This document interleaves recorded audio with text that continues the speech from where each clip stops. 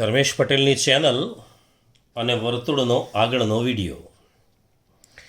વર્તુળના આગળના વિડીયોમાં આપણે સ્વાધ્યાયની ચર્ચા કરીશું. સ્વાધ્યાય 10.1 એ પહેલાં આપણે થિયરી જોઈ લીધેલી છે. વર્તુળની વ્યાખ્યા, એના સ્પર્શકની થોડી ચર્ચા કરેલી, સ્પર્શકના દાખલા પણ જોયેલા. હવે સ્વાધ્યાય 10.1. તો સ્વાધ્યાય 10.1માં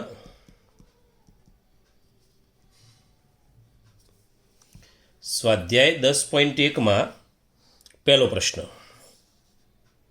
નંબર 1. એમાં એમ કહે છે વર્તુળને કેટલા સ્પર્શક હોય?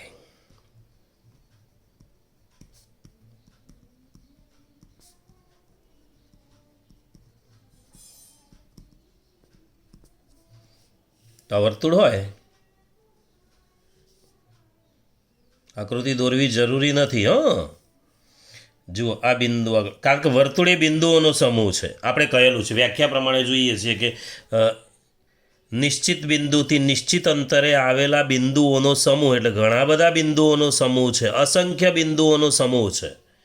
તો જેટલા બિંદુ, આ બિંદુ, તો આમાંથી એક સ્પર્શક દોરી શકાય.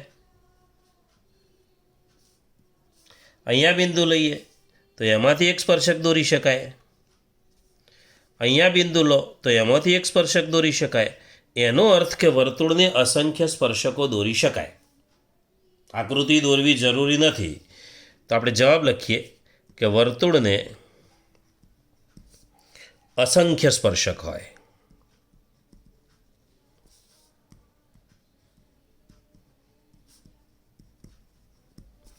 કારણ જોઈતું હોય તો એમ કહેવાય કે વર્તુળની વ્યાખ્યા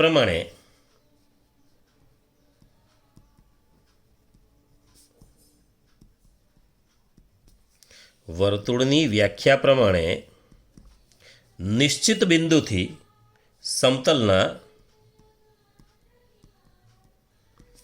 નિશ્ચિત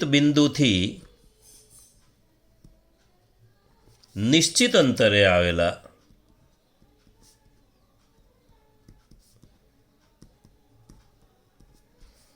આવેલા બિંદુઓનો સમૂહ છે.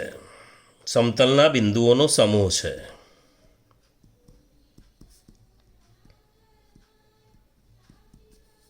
હવે દરેક બિંદુમાંથી એક સ્પર્શક દોરી શકાય. આપણે વર્તુળ ઉપર બિંદુ લઈએ તો દરેક બિંદુમાંથી એક સ્પર્શક દોરી શકાય.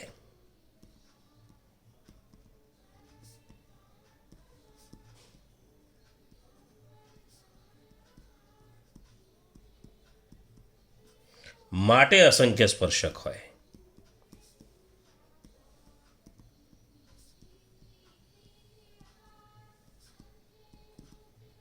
બિંદુઓની સંખ્યા અસંખ્ય હોય એટલી. ખાલી એમ કે કેટલા સ્પર્શકો હોય તો અસંખ્ય સ્પર્શકો હોય, આટલો જવાબ પૂરો. કારણ હોય તો આ પ્રમાણે કે વર્તુળ એ બિંદુઓનો સમૂહ છે અને અસંખ્ય બિંદુઓનો સમૂહ છે, અને દરેક બિંદુમાંથી એક સ્પર્શક દોરી શકાય એટલે અસંખ્ય સ્પર્શકો દોરી શકાય. ચાલો, ખાલી જગ્યાઓ. નંબર 2, ખાલી જગ્યા પૂરો.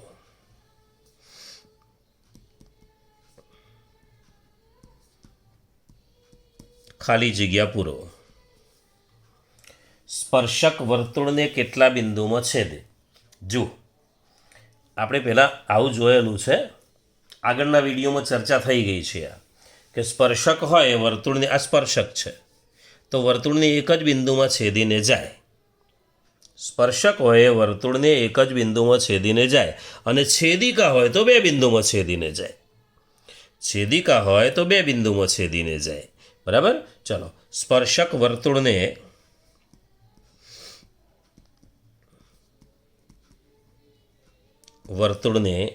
ખાલી જગ્યા બિંદુમાં છેદે તો એક અને માત્ર એક.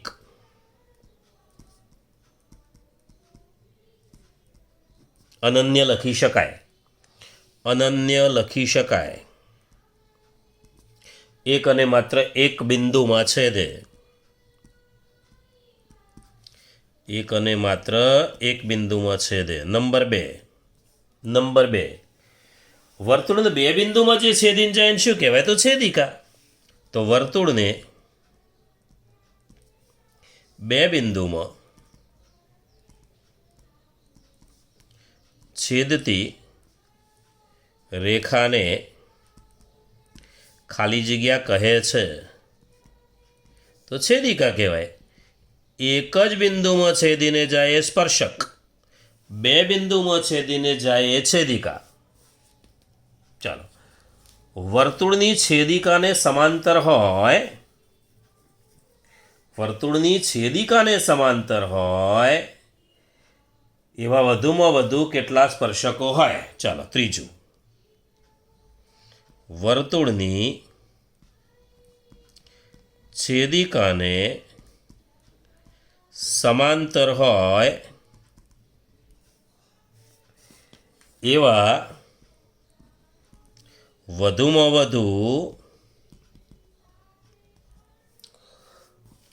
ખાલી જગ્યા સમાંતર સ્પર્શક હોય.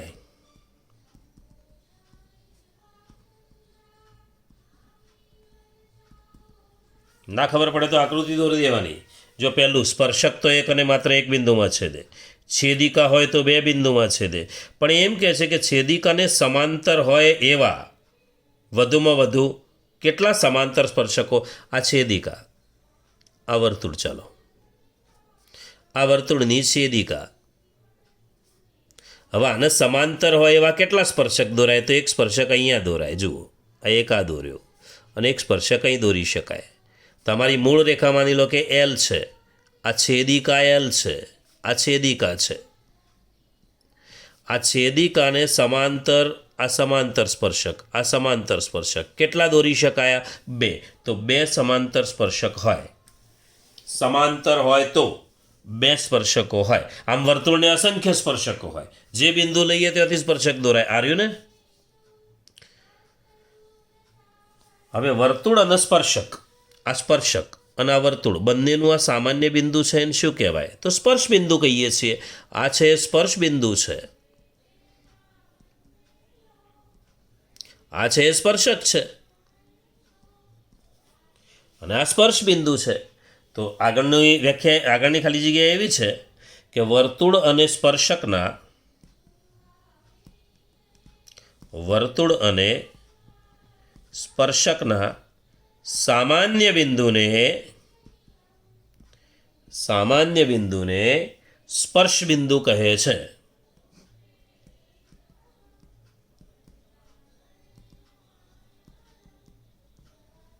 સ્પર્શ બિંદુ કહે છે. વર્તુળ અને સ્પર્શકના સામાન્ય બિંદુને સ્પર્શ બિંદુ કહે છે.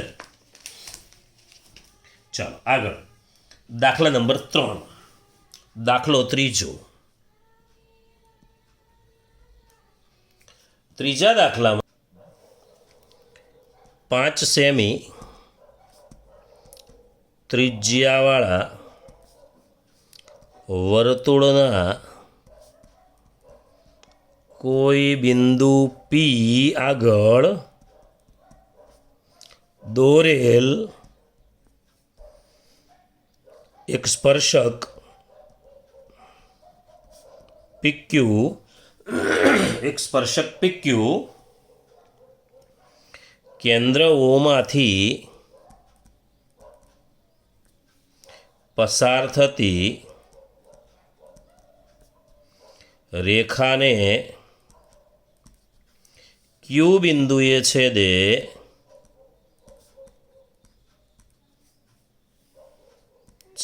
છે. OQ બરાબર 12 સેમી. તો PQની લંબાઈ ખાલી જગ્યા હોય. ચાલો, 5 સેમી ત્રિજ્યાવાળું વર્તુળ, 5 સેમી ત્રિજ્યાવાળું વર્તુળ. ચાલો,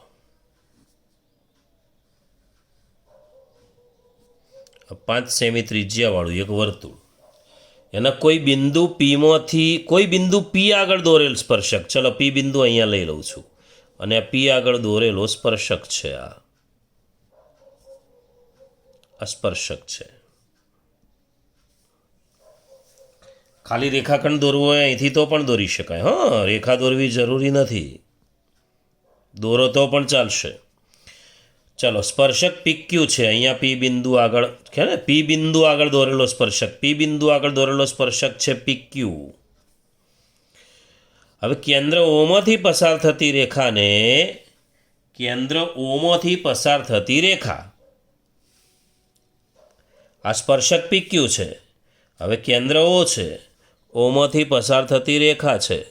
જુઓ, સ્પર્શક અને આ કેન્દ્ર ઓમાંથી દોરેલી રેખા બંને Q બિંદુએ છેદે છે એવું કહે છે. આ તો ત્રિજ્યા થઈ ગઈ અને અહીંયા હંમેશા કાટખૂણો બને. આગળના વિડીયોમાં જોઈ ચૂક્યા આપણે કે સ્પર્શ બિંદુ આગળ કેન્દ્રમાંથી દોરીએ આ ત્રિજ્યા જ તો એ લંબ હશે. ચાલો, હવે O કેન્દ્ર છે, 5 સેમી ત્રિજ્યા છે એટલે આ 5 છે ત્રિજ્યા. OQ એટલે 12 છે, આ OQ આખો 12 છે. ચલો, સૂત્ર મૂકી દઈએ પાયથાગોરસનું સૂત્ર મુકાશે. કયું? PQ વર્ગ બરાબર, જુઓ કર્ણ સિવાયની બાજુ શોધવી છે. કર્ણ છે OQ, કર્ણ સિવાયની બાજુ શોધવી હોય તો બાદબાકી કરવી પડે, તો માઇનસ ફાઇનલ થઈ ગયું. મોટો ભાગ કર્ણ કહેવાય, તો કર્ણમાંથી ત્રિજ્યાવાળો ભાગ વર્ગોની બાદબાકી.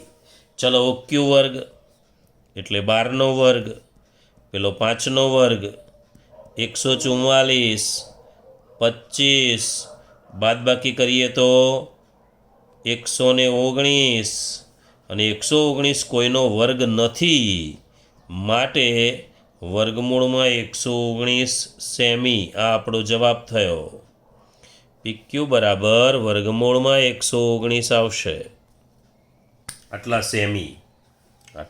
સેમી. તો વર્ગમૂળમાં 119 એનો જવાબ થયો. ચલો આગળ જોઈએ દાખલા નંબર 4.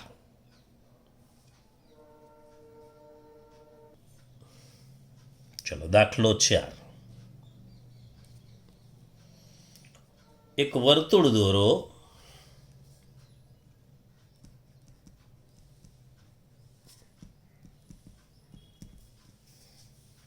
વર્તુળના સમતલમાં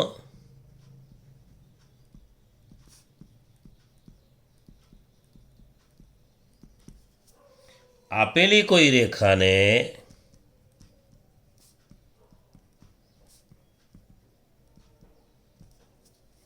સમાંતર હોય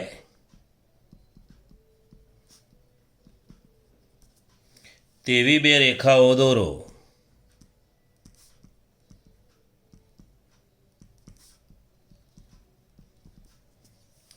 જે પૈકી એક વર્તુળનો સ્પર્શક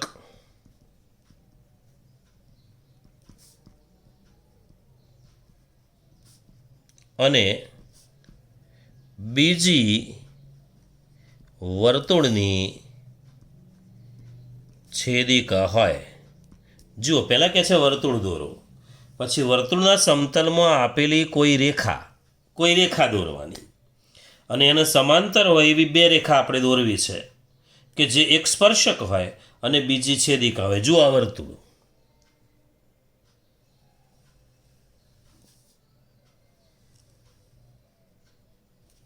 આ વર્તુળના સમતલમાં એક રેખા દોરું છું.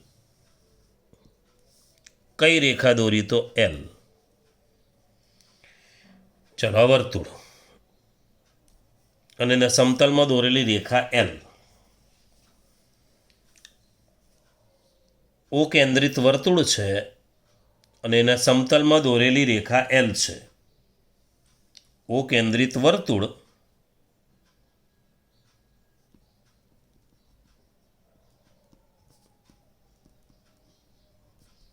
અને તેના સમતલમાં દોરેલી રેખા L છે. આ પહેલી વાત આપણે લઈ લીધી. L રેખા, L એ આપી છે રેખા આપણને, અને કહ્યું છે કે વર્તુળના સમતલમાં આપેલી કોઈ રેખા. તો સમતલમાં O કેન્દ્રિત વર્તુળ અને તેના સમતલમાં દોરેલી રેખા ના લખવું હોય તો આપેલી રેખા લખી દઈએ. એણે આપેલી લખ્યું છે તો આપણે આપેલી રેખા L છે એમ કરી દઈએ. ગમે તે શબ્દ વાપરશો તો ચાલશે. ચલો, આપેલી રેખા L છે. હવે એણે એમ કહ્યું છે કે આ રેખાને સમાંતર હોય એવી બે રેખા દોરો, જે પૈકી એક સ્પર્શક હોવો જોઈએ. ચાલો, એ આને સમાંતર હોય એવી રેખા સ્પર્શક અહીંયા દોરી શકાય, અહીંયા દોરી શકાય. ચલો અહીં દોરીએ. આ સ્પર્શક છે. અહીંયા માની લો કે એ બિંદુ છે, તો એ બિંદુએ સ્પર્શતો સ્પર્શક છે. આ રેખાનું નામ આપી દઈએ આપણે, એલ છે ને, તો એમ લખીએ. ચાલો, તો આ એમ રેખા છે એ વર્તુળને એ બિંદુએ સ્પર્શતો સ્પર્શક છે એમ કહી શકાય. ચાલો, રેખા એમ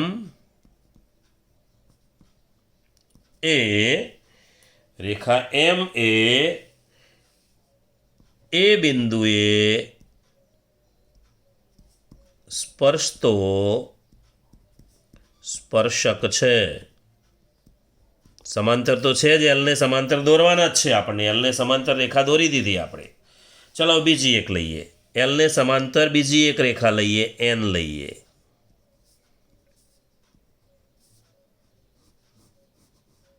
સમાંતર રેખા છે. હવે એ કેટલા બિંદુઓમાં છેદે છે? તો બે બિંદુમાં. તો પી અને ક્યુ બિંદુમાં છેદે છે. જુઓ, તો રેખા એન એ પી અને ક્યુ બિંદુઓમાં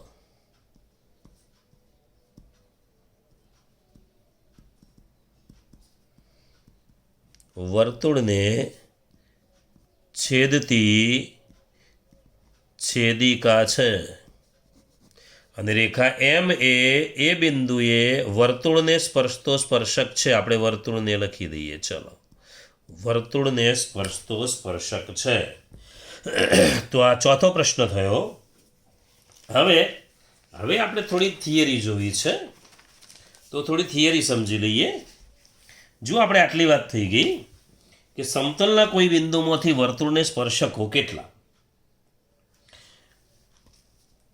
આ વર્તુળ,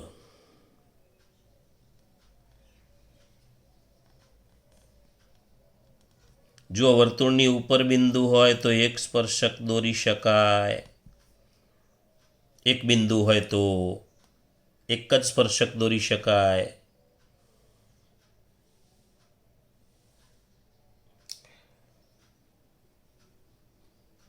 એનો અર્થ કે વર્તુળને ઉપર બિંદુ આપેલું હોય તો વર્તુળ પરના બિંદુમાંથી એક અને માત્ર એક જ સ્પર્શક દોરી શકાય. વર્તુળ પરના બિંદુમાંથી વર્તુળને એક અને માત્ર એક સ્પર્શક દોરી શકાય. આપણે જોઈ લીધી આ વાત.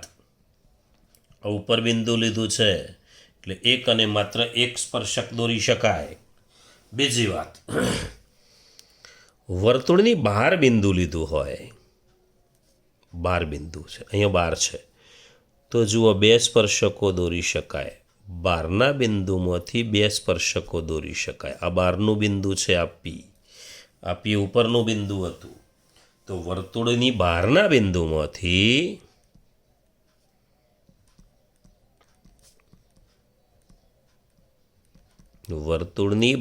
બિંદુમાંથી બે સ્પર્શકો દોરી શકાય.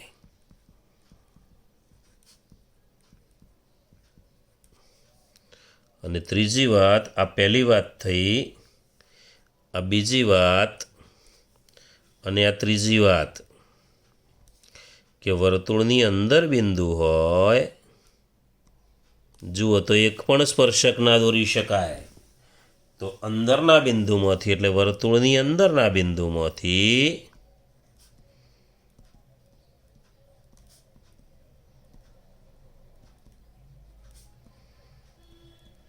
એક પણ સ્પર્શક ન દોરી શકાય. એક પણ સ્પર્શક ન દોરી શકાય. વર્તુળની અંદરના બિંદુમાંથી એક પણ સ્પર્શક ન દોરી શકાય. ચાલો બીજી વાત કરીએ. એક હવે વર્તુળની બહારના બિંદુમાંથી આપણે સ્પર્શક દોરીએ, ધ્યાન રાખજો બરાબર, આ મુદ્દો બહુ જ અગત્યનો. વર્તુળની બહારના બિંદુમાંથી સ્પર્શક દોરીએ આપણે, આ વર્તુળ છે.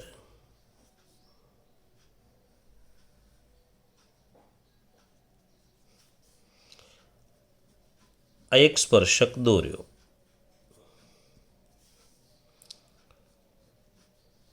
આ બીજો સ્પર્શક દોર્યો. વર્તુળની બહારના બિંદુમાંથી બે સ્પર્શકો દોર્યા. જુઓ, આ બહારનું બિંદુ પી, એમાંથી બે સ્પર્શકો દોર્યા, પીએ અને પીબી. પીએ અને પીબી બે સ્પર્શકો દોર્યા આપણે. તો ઓમાંથી આપણે બે સ્પર્શકો દોર્યા, પીએ અને પીબી. પીમાંથી બે સ્પર્શકો દોર્યા, પીએ અને પીબી. તો વર્તુળની બહારના બિંદુ પીમાંથી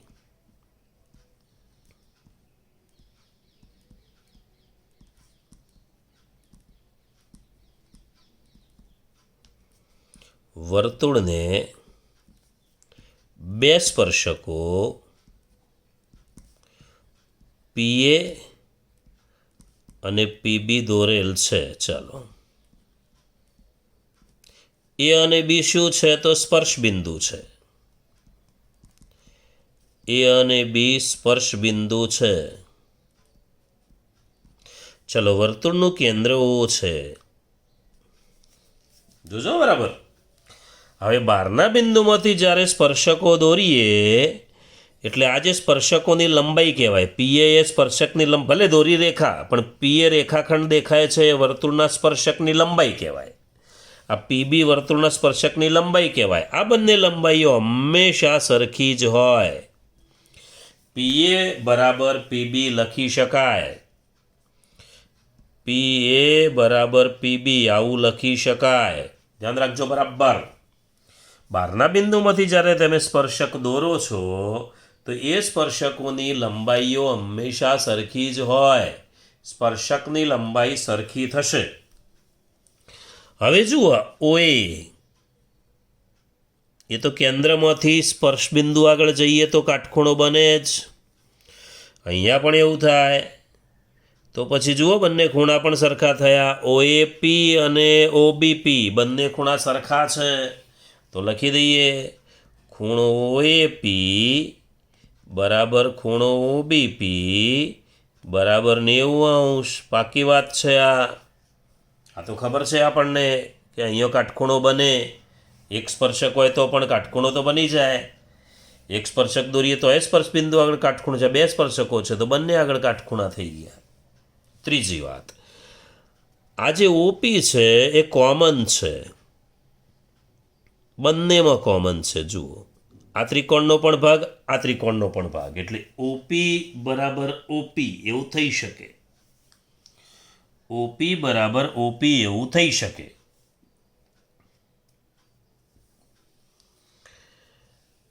હવે આ બે ત્રિકોણો બન્યા, એમાં જુઓ કેટલું સરખું. એ જુઓ, આ ત્રિજ્યાઓ છે એટલે સરખી જ હોય. આ બંને ત્રિકોણો એકરૂપ ત્રિકોણો થાય. ત્રિકોણ ઓએપી એકરૂપ, ત્રિકોણ ઓબીપી અને ત્રિકોણો એકરૂપ થાય એટલે ત્રણેય ખૂણા બંનેના અને ત્રણેય બાજુઓ સરખી થાય. જુઓ, આ બંને ખૂણા પણ સરખા થશે. આ બંને પણ સરખા થશે. આ દ્વિભાજક હશે. આ ખૂણાનો પણ દ્વિભાજક એટલે આ બંને ભાગ સરખા થયા. એટલે ખૂણો એઓબીનો દ્વિભાજક છે ઓપી, અને ખૂણા એપીબીનો પણ દ્વિભાજક છે આ ઓપી. ખૂણો ઓએબી એઓબી અને એપીબી એનો દ્વિભાજક છે ઓપી. તો ઓપી એ ખૂણો એઓબી અને ખૂણો એપીબી બંનેનો દ્વિભાજક છે. દ્વિભાજક એટલે બે ખૂણાના બે સરખા ભાગ થઈ જાય. તો બહારના બિંદુમાંથી સ્પર્શક દોરીએ તો સ્પર્શકોની લંબાઈ સરખી હોય એપી બરાબર બીપી એવું લખી શકાય. ચલો આગળ જઈએ. આગળ વાત કરીએ સમકેન્દ્રી વર્તુળની.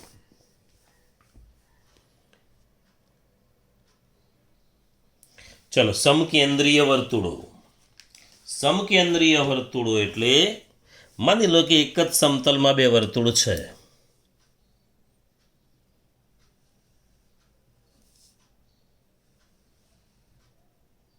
એક વર્તુળ,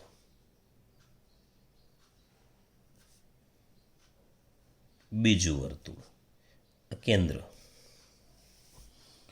જો કેન્દ્ર એક જ છે, બંનેનું કેન્દ્ર એક જ છે, એટલે કેન્દ્ર O છે,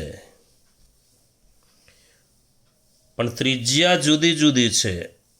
આ ત્રિજ્યા OA છે, આ ત્રિજ્યા OB છે, એટલે ત્રિજ્યાના માપ જુદા જુદા હોય પણ કેન્દ્ર એક જ હોય એવા બે વર્તુળોને સમકેન્દ્રીય વર્તુળો કહેવાય. સમતલ શબ્દ વાપરવાનો જ. તો એક જ સમતલમાં આવેલા એક જ કેન્દ્રવાળા અને ભિન્ન ત્રિજ્યાવાળા વર્તુળોને સમકેન્દ્રી વર્તુળો કહે છે. ફરીથી એક જ સમતલમાં આવેલા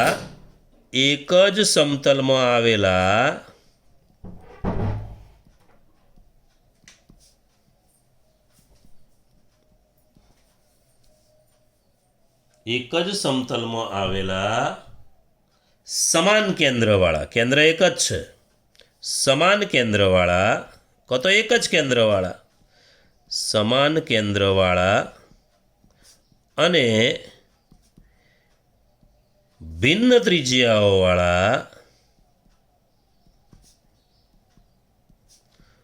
વર્તુળોને સમકેન્દ્રીય વર્તુળો કહે છે.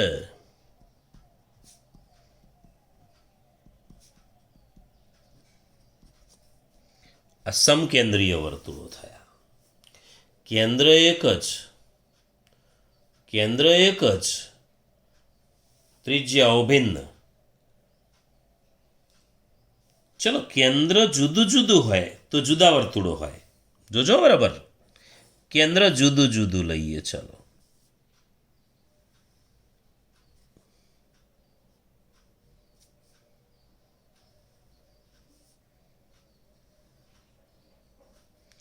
કેન્દ્ર જુદું જુદું લીધું. આમાં સમતલ શબ્દ ફરજિયાત લખવો પડે, જેમ વર્તુળની વ્યાખ્યામાં લખવું પડે એમ. આમાં જરૂર નહીં. અલગ અલગ વર્તુળ છે, જુદા જુદા સમતલમાં હોઈ શકે. જો આમાં જો કેન્દ્ર કેવા છે જુદા જુદા, તો કેન્દ્ર ભિન્ન છે અને ત્રિજ્યા સરખી છે. માની લો કે આની ત્રિજ્યા R છે અને આની ત્રિજ્યા પણ R છે. તો આમાં સમાન કેન્દ્ર અને ભિન્ન ત્રિજ્યા હતી. આમાં સમાન ત્રિજ્યાઓ અને ભિન્ન કેન્દ્રવાળા વર્તુળો એવું કહીએ આપણે. તો સમાન ત્રિજ્યાવાળા અને ભિન્ન કેન્દ્રવાળા વર્તુળો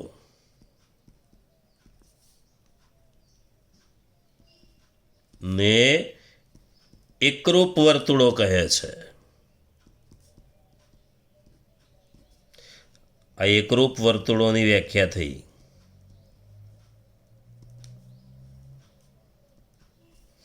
સમાન ત્રિજ્યા અને ભિન્ન કેન્દ્રવાળા વર્તુળોને એકરૂપ વર્તુળો કહે છે. આપણે એકાદ ઉદાહરણ જોઈ લઈએ.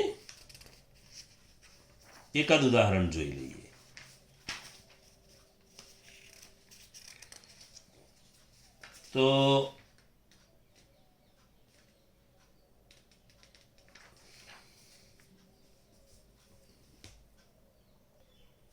પરીક્ષા માટે બહુ જ અગત્યની રીત.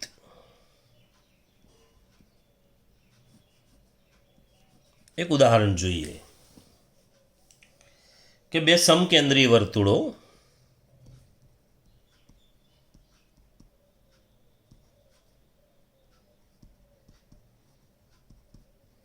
ની ત્રિજ્યાઓ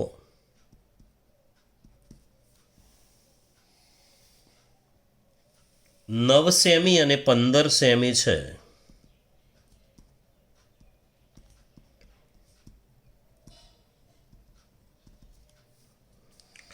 મોટા વર્તુળની જીવા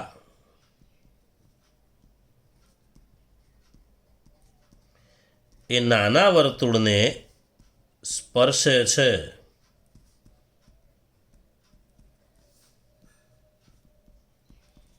તો જીવાની લંબાઈ શોધો. બહુ જ પૂછાતો પ્રશ્ન, ખાલી આંકડા બદલાય. બહુ જ પૂછાતો પ્રશ્ન. બે સમકેન્દ્રીય વર્તુળની ત્રિજ્યાઓ 9 સેમી અને 15 સેમી છે. મોટાની જીવા નાનાને સ્પર્શે છે, તો જીવાની લંબાઈ શોધો. જોઈ લો આકૃતિ. આ બે સમકેન્દ્રીય વર્તુળો.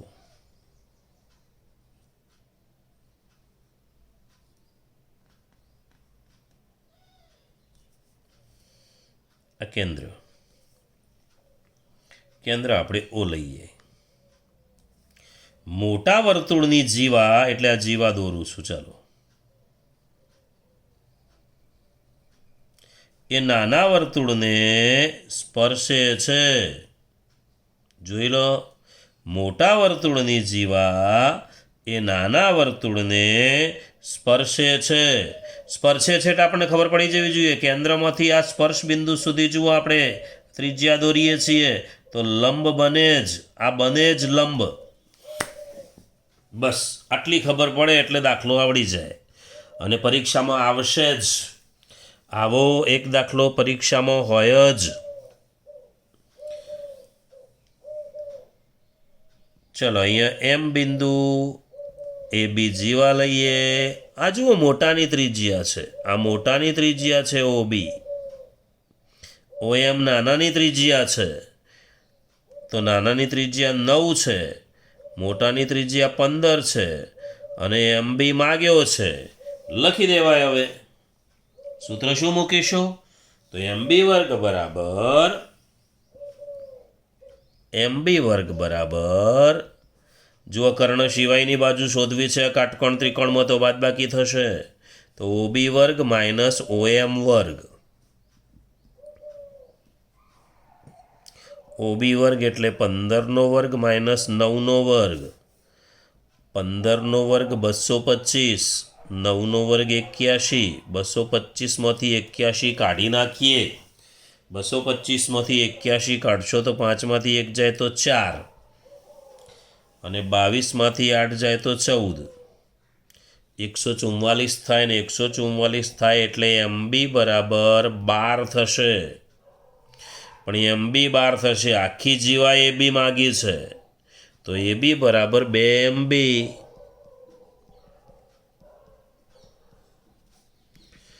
એટલે 2 MB એટલે સીધું 2 ગુણ્યા 12 કેટલું થશે? 24 સેમી. આવી ગઈ જીવાની લંબાઈ.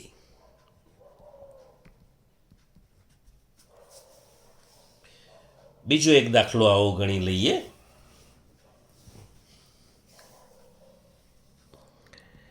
અગત્યનું છે એટલે બીજો દાખલો ફરીથી શીખવું છું. આવો ને આવો જોઈ લો બરાબર. બે સમકેન્દ્રીય વર્તુળોની ત્રિજ્યાઓ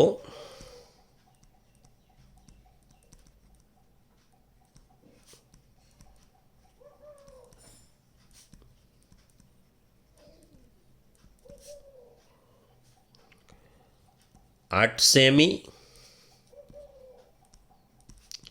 અને 17 સેમી છે.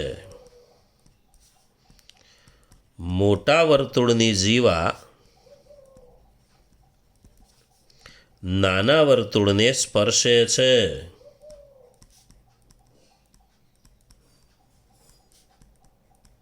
તો જીવાની લંબાઈ શોધો. ચલો, બે વર્તુળ.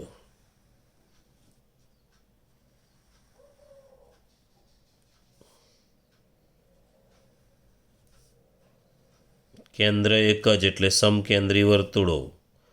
મોટાની જીવા નાનાને સ્પર્શે છે. અહીંયા કાટખૂણો બને, આ જોડી દઈએ, આ મોટાની ત્રિજ્યા થઈ, નામ આપણે એના એ જ આપી દઈએ. મોટાની ત્રિજ્યા કેટલી? 17. નાનાની ત્રિજ્યા કેટલી? 8. સૂત્ર મૂકી દઈએ, MB વર્ગ બરાબર OB વર્ગ માઇનસ OM વર્ગ, એટલે 17નો વર્ગ માઇનસ 8નો વર્ગ, એટલે 289 માઇનસ 64, એટલે 225. માટે MB બરાબર 15 આવશે. MB 15 આવશે. આપણે આખો AB જોઈએ છે, તો AB બરાબર 2 MB, એટલે 2 ગુણ્યા 15, એટલે 30 સેમી થશે જીવાની લંબાઈ. જુઓ, આ ચેપ્ટરમાં 2 દાખલા બહુ જ અગત્યના. એક આગળના વિડીયોમાં જોયા હતા, એ સ્પર્શકવાળા દાખલા, અને બીજા આગળના વિડીયોને આ વિડીયોમાં પણ એક ખાલી જગ્યા એવી આવી સ્પર્શકવાળી એક ખાલી જગ્યા આવી. આ વિડીયોમાં પણ સ્વાધ્યાય 10.1નો ત્રીજો દાખલો હતો. બસ એ રીત અને આ રીત બંને અગત્યની રીતો છે. પ્રેક્ટિસ માટે હું મૂકું છું. સમકેન્દ્રીય વર્તુળો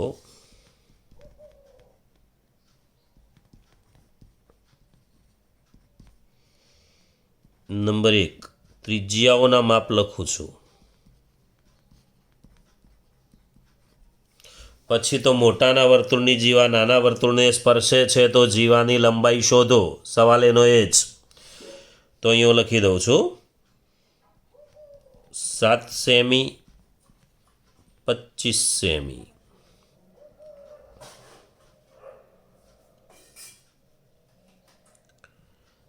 8 સેમી 15 સેમી.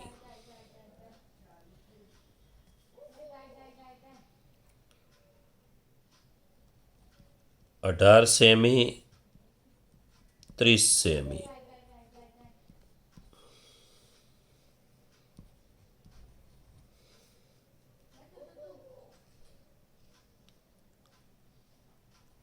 9 semi 41 semi. ચલો, 4 દાખલાની પ્રેક્ટિસ કરી લેવાની થાય. ફરી મળીશું. બાય.